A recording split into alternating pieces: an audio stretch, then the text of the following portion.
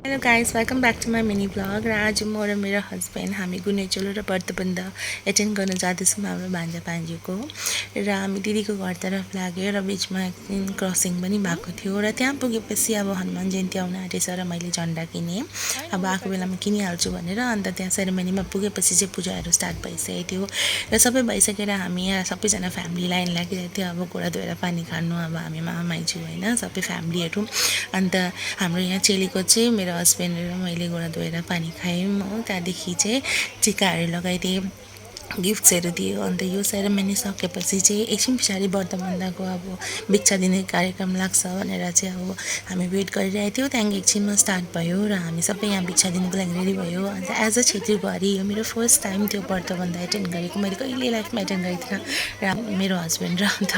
यहाँ मेरो देवरहरूले झोला बोकिरहेछ होइन भाइ भान्जाको अन्त उहाँलाई भिक्षा दिए कलर लगाइदियो बहुत राम्रो बहुत रमाइलो थियो त्यसको पछि हामीले कफी खायौँ अन्त यहाँ भान्जालाई ढाका टोपी लगाइदिँदै हुँदै थियो मेरो हस्बेन्डले हो अन्त उनीहरूलाई स्टेजमा लगेर अब उहाँ टिकाहरू लगाइदियौँ त्यहाँदेखि आएर चाहिँ हामीले लास्टमा खानासाना खायौँ यति मिठो खाना प्योर भान्जाहरूसँग बसेर अन्त आजको दिन चाहिँ धेरै रमाइलो थियो।